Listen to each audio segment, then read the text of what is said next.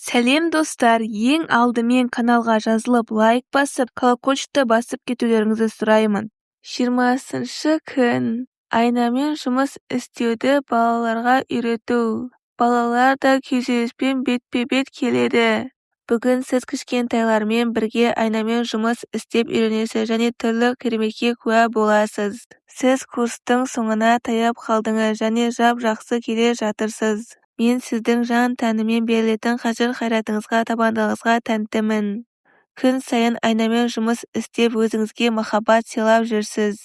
Күн сайынғы еңбегіңіздің арқасында ұзақ уақыт бойыңызда жүрген ескі теріс түсініктерден арылып жатырсыз. Бұл негативті сенімдер қайдан пайда болды? Біз оларды бала кезден жинадық. Өзімізге айтылған әрбір сөзді бойымызға сіңірдік. Ата-анамыз немесе басқа да үлкен кісілер біз туралы жағымсыз бірдеңе айтса соған сенетін едік. Есейе келе бір-бірімізге көңілге тиетін қатыгез лақап ат қойып кемсітетін болдық. Бірақ біз неге бұлай істедік? Бұндай мінезді қайдан үйрендік? Көбімізге ата-анамыз немесе мұғалімдер ақымақсың, қолыңнан түк келмейді, немесе жалқаусың, сенен-ақ көресіні көрдім ғой, сенен түк шықпайды дейтін. Бәлкім бұл сөздерді естігенде ренжіген шығармыз, бірақ біз оған иланғандай сендік. Біз бұл сенімнің қаншалықты ауыр тиетінін және бұл жан жарасы қаншалықты тереңге тамыр жайып ұятымызды қозғап отыратынын білмедік. Осы курстың кейбір ауыр сабақтарын жолымызға тосқауыл болып келген ойларды әшкерелеген дәрістерді еске алыңыз.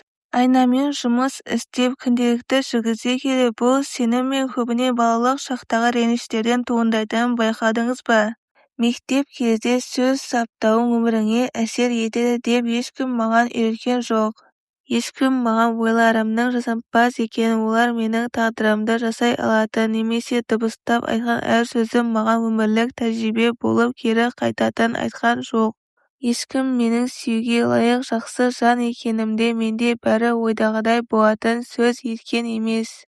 Әрине өмір мені әрқашан қолдап қолпаштайтынын да ешкім жеткізген жоқ. Енді біз осының бәрін балаларымыз үшін өзгерте аламыз. Бала үшін жасай алатын ең маңызды нәрсенің бірі олардың сүйікті екенін айтып шындықты естеріне салу. Біздің ата-ана ретіндегі рөліміз мінсіз болу, бәрін дұрыс жасау емес, шартсыз жақсы көру және мейірімді болу. Біздің кезіміздегідей емес, қазіргі балалардың шешуі тиіс проблемалары әлде қайда көп. Қазір негативті ақпарат ағыны көп, сондықтан олар әрдайым күрделі таңдау жасауға мәжбүр болады. Балалардың бұл қиындықты қалай жеңетіні олардың өздері туралы шынайы сезімінің тікелей көрінісі. Балалар қаншалықты өзін жақсы көріп құрметтесе өмірде дұрыс таңдау жасауы соғұрлым жеңілірек болады. Балаларымызға тәуелсіз және мықты болудың маңызын, оларды әлемге өзгеріс енгізе алатын үздіксіз айтып сіңіре беруіміз керек. Ең бастысы қандай болса да өзін сүюіне және қандай жағдай болмасын барлық жағынан жақсы адам екенін біліп жүруіне үлес қосу маңызды. Жастар бізге біздің әр сөзімізге қарап бой түзейді. Жақсы сөз жарым ырыс екенін білесіз, демек оларға тек күш-қайрат беретін жігерлі сөздер айтып үлгі болыңыз. Сіз оларға сене бастағанда балалар да өздеріне сенеді. Өзіңізді тәрбиелеуді қалай үйренсеңіз, балаларды да солай тәрбиелеңіз. Есіңізде болсын, ешкімде мінсіз бала немесе мінсіз әке-шеше жоқ.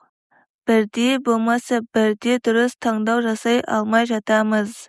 Бұл үздіксіз үйрену мен өсу процесінің бір бөлігі ғана. Ең бастысы балаңызды шүбәсіз жақсы көру, одан да маңыздысы өзіңізді риясыз сүю. Содан кейін балаларыңыздың да сіздің де өміріңізде қандай ғажайыптар болатынын көресіз. Аффирмация жасайық. Мен кім болғым келсе де бола аламын. Мен қалаған нәрсемді істей аламын. Өмірдің өзі мені қолдап тұр. 20-шы күннің айна жаттығуы.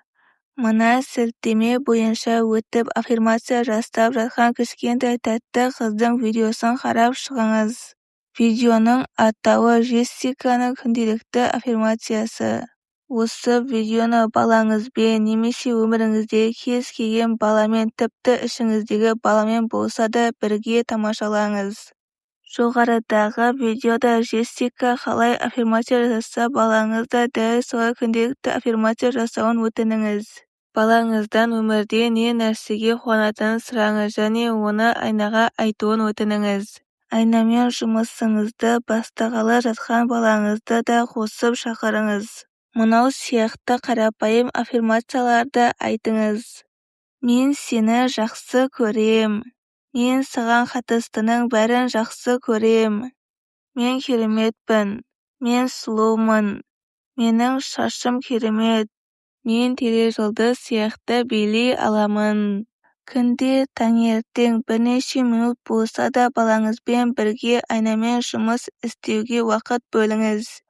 Ғаламат күш ішіңізде. 20-шы күннің күнделік сұрақтары.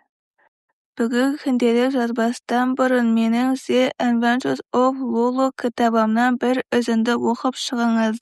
Сурет салуға арналған қағаз, түрлі түсті карандаш, маркерлер, борт және желім дайындап алып, Лулу жайлы кітаптағыдай балаңызға сиқырлы айнаның суретін салуға ұсынып көріңіз. Айнаны әдемілеп безендіріңіздер. Айналасына әдемі суреттер жабыстырыңыздар, жақтауына жылтыр қосыңыз, оны неше түрлі бояумен бояңыздар. Балаңызбен бірге сиқырлы айнамен кезек-кезек қарап өзіңіз жайлы жылы сөздер айтыңыз. Таңертеңгілік айнамен жұмыс кезінде балаңыз екеуіңіз бірге айтқан оң аффирмацияларды жазыңыз. Кейін бірге қайталауға керек болады. 20-шы күнгі жүректегі ойлар. Балалармен ашық сөйлесемін. Балалармен қарым-қатынаста ашық болу әсіресе жасөспірім кезеңде өте маңызды.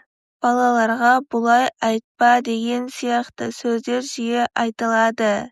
Олай істеме, бұлай сезінбе, ондай болма. Олар еститіннің бәрі бітпейтін тыйым сөздер. Әрине, содан кейін балаңызбен қарым-қатынасыңыз қиындай түседі. Оның сізге деген сенімі сейіледі. Кейін ол қызы есейген соң ата-аналар балаларым маған өмірі телефон соқпайды деп шағымданады. Олар неге қоңырау шалмайды? Өйткені арада байланыс желілері үзілген. Балаларыңызбен ашық сөйлескенде кейде қайғыру, өзіңді мұңды сезіну қалыпты нәрсе. Және бұл жайында менімен сөйлессең болады деген сияқты жылы сөздер айтсаңыз және оларды өз сезімін бөлісуге шақырсаңыз қарым-қатынас жолдары қалпына келеді. 20-шы күннің медитациясы. Баланы қош көңілмен қарсы алыңыз. 20-шы күннің аудиосы. Қолыңызды жүрегіңізге қойыңыз. Көзіңізді жұмыңыз. Ішіңіздегі баланы көруге ғана емес, сонымен бірге сол бала болуға өзіңізге мүмкіндік беріңіз. Бір адамнан мына сөздерді сізге дауыстап оқып беруін сұраңыз. Сөйлеп тұрған ата-анаңыз деп елестетіңіз. Өмірге келгеніңе өте қуаныштымын. Біз сені күттік. Сенсіз отбасымыз мұндай бақытты болмас еді. Біз сені жақсы көреміз. Сені құшақтағым келеді. Сенің отбасымыздың бір мүшесі болғаныңды қатты қаладық. Сен біз үшін өте маңыздысың. Біз сені өсіріп өзің қалаған адам болып ержетуіңе көмектескім келеді. Сен өзіңмен өзің бөлек адам бола аласың. Біз сенің осындай бірегейлігіңді жақсы көреміз. Сен сондай әдемісің. Сен өте ақылдысың. Сен жаңаша ойлайсың. Осында жанымызда әулетіміздің бір мүшесі болғаның біз үшін үлкен қуаныш. Бізді таңдағаның үшін алғысымыз шексіз. Біз сенің Құдай берген нағыз бақыт екеніңді білеміз.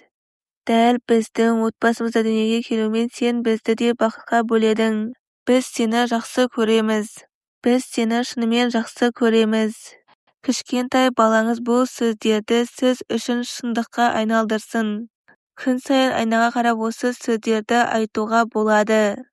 Ата-анаңыз сізге айтқысы келгеннің бәрін өзіңізге айта аласыз. Балаңыз өзінің қалаулы екенін, ата-анасының шексіз махаббатын сезінуі керек. Балаңызға осы сезімді беріңіз.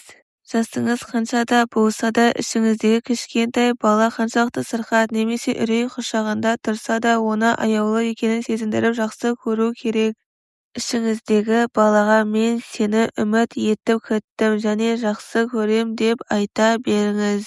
Бұл сіз үшін ақиқат. Әлем сіздің осындай болғаныңызды қалайды. Және сіз сондықтан осындасыз.